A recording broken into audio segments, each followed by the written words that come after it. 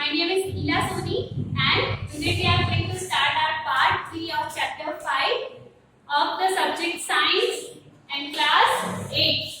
Do you have this book? So take out the page number 60 and this is the part 3, so we will continue with our topic natural gas. पहले हम लोगों ने जो natural gas पढ़ा था वो introduction पढ़ा था, आज हम इसको ब्रीफली पढ़ेंगे. So come to the page number 60. We will start with the heading. Students, you can see here 5.3 natural gas. Natural gas is very important fossil fuel because it is easy to transport through pipes. ये हम लोगों को अर्थ के अंदर से निकालनी होती है स्टूडेंट्स पाइप के थ्रू, तो ये बहुत ही इजीली अवेलेबल हो जाती है. और जो ट्रांसपोर्टेशन है इसका थ्रू पाइप से होता है. टैंक से हम लोग डायरेक्टली पाइप लगा के ये गैस इधर से उधर पास कर सकते हैं, इसीलिए बहुत ही इजी वे है of transportation. Natural gas is store under high pressure and compressor. Natural gas is CNG. CNG is used for power generation.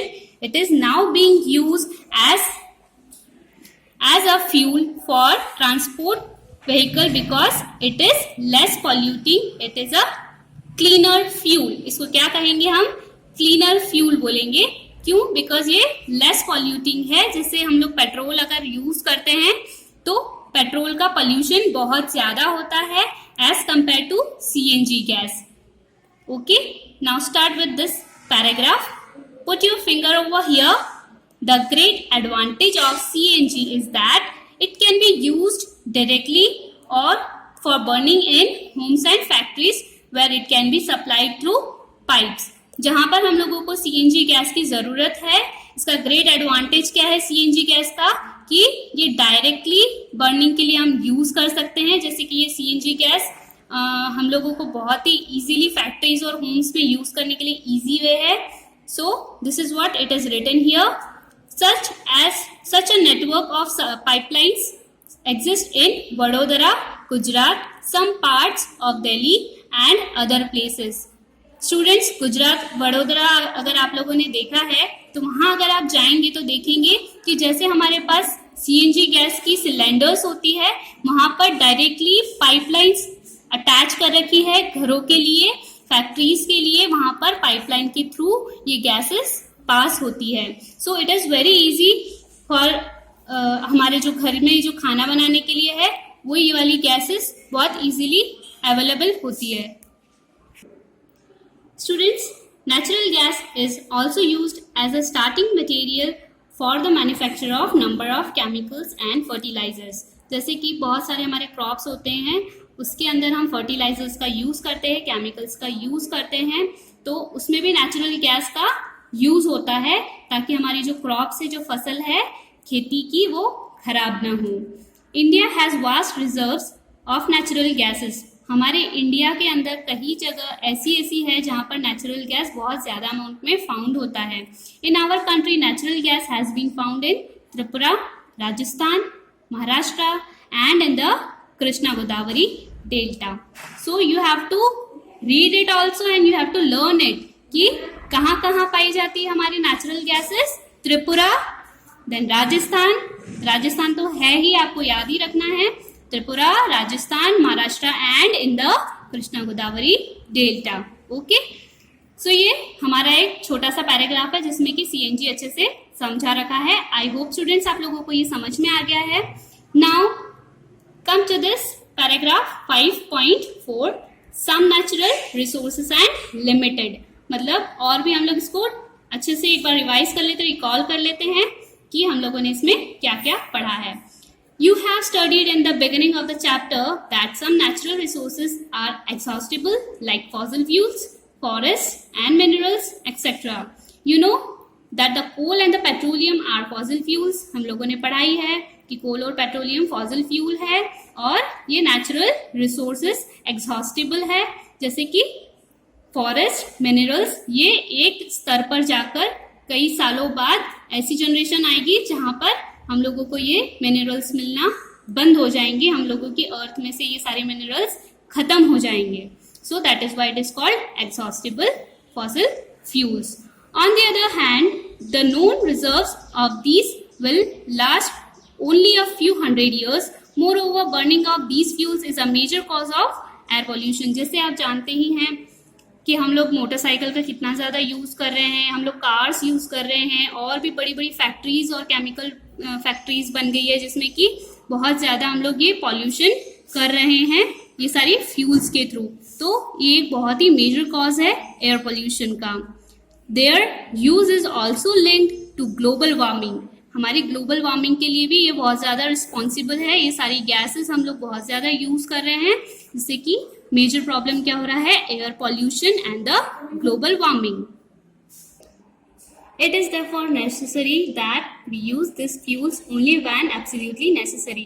अगर हम ज़्यादा से ज़्यादा इन चीज़ों का यूज़ करें तो हमारे पास क्या रिजल्ट आ रहा है कि हमारा जो एयर पोल्यूशन है वो बहुत ज़्यादा हो रहा है, ग्लोबल वार्मिंग बहुत ज़्यादा हो रही है.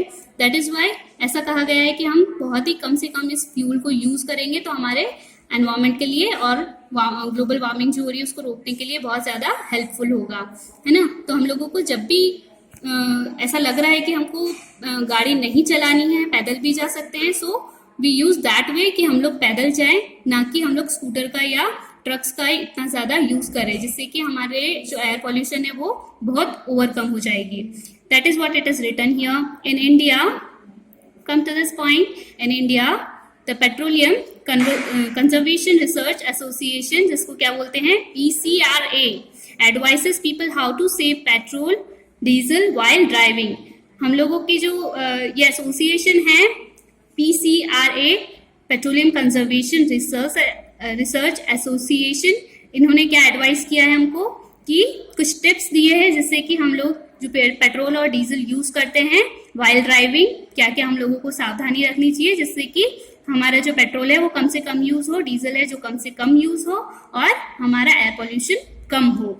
सो फर्स्ट ऑफ ऑल क्या दे रखा है, drive at a constant and moderate speed as far as possible. मतलब जितना हो सके उतना ड्राइविंग जो हम कर रहे हैं वो कांस्टेंट स्पीड में करें, ताकि अगर आप ज़्यादा तेज गाड़ी चलाएंगे तो क्या होगा, जो हमारा एयर है, एयर पोल्यूशन है वो ज़्यादा होगा, क्योंकि हमारा जो डीजल और पेट्रोल है ज़्यादा अमाउंट में बर्न होगा. उससे क्या होगा कि जो फ्यूल निकल रहा है वो भी ज़्यादा बर्न होगा और गैस ज़्यादा निकलेगी. तो drive at a constant and moderate speed. Switch off the engine at traffic lights or at a place where you have to wait. जब भी आपको अगर ऐसा लग रहा है कि हाँ यहाँ पर हम लोग ट्रैफिक लाइट्स है तो गाड़ी को स्विच ऑफ कर दे, और उससे क्या होगा, हमारा पेट्रोल भी बचेगा और जो हमारा एयर पोल्यूशन है वो भी बचेगा. Then insure correct tyre pressure. Students, आप लोगों ने बहुत बार ऐसा महसूस किया होगा जब अगर आप साइकिलिंग करते हैं तो, या फिर कभी आपने स्कूटी चलाई हो तो, कि टायर प्रेशर जैसा रहता है. अगर टायर प्रेशर हमारा एकदम करेक्ट है तो हमारी गाड़ी का जो फ्यूल है वो बहुत ही मॉडरेट उस पर हम लोग यूज कर पाएंगे, ज़्यादा टाइम के लिए हमारा जो फ्यूल है वो चलेगा. और अगर हमारा टायर प्रेशर बहुत कम है तो स्टूडेंट्स उस पर प्रेशर पड़ेगा स्कूटी पर, और जो डीजल है या फिर जो पेट्रोल है वो बहुत ज़्यादा कंज्यूम होगा. So ensure correct tyre pressure. Then ensure regular maintenance of the vehicle. उसका व्हीकल का जो भी हम व्हीकल चला रहे हैं जिसमें पेट्रोल हम यूज कर रहे हैं तो उसका करेक्ट टाइम पर रेगुलर मेंटेनेंस भी होना बहुत ज़रूरी है. So here the page number 62 पे आ जाइए. इसमें कुछ कीवर्ड्स दे रखे हैं and what you have learn they रखा है. स्टूडेंट्स, हमारा चैप्टर यहाँ खत्म हो गया है. तो हम लोगों ने जो भी पॉइंट्स कवर किए हैं इस चैप्टर में वो है coal, coal gas, coal tar, coke, fossil fuels, natural gas, petroleum, petroleum refinery. ये सब हम लोगों ने कम्प्लीटली पढ़ लिया है अच्छे से. आई होप समझ में भी आ गया है आपको. And what you have learn में हम लोग कुछ पॉइंट्स इसमें दे रखे हैं इंपॉर्टेंट, वो एक बार गो थ्रू कर लेते हैं, पढ़ लेते हैं. फर्स्ट लिखा है coal, petroleum and natural gas are fossil fuels. हम लोगों को पता है, याद कर लीजिए इसे. जस्ट मेरे साथ साथ आपको रिपीट करना है. Coal, petroleum and natural gas are fossil fuels. Fossil fuels क्या क्या है स्टूडेंट्स? कम ऑन, आंखें बंद करके आप लोगों को बोलना आना चाहिए. Coal, petroleum and natural gases are fossil fuels. Now second point, Fossil fuels were formed from the dead remains of living organisms millions of years ago.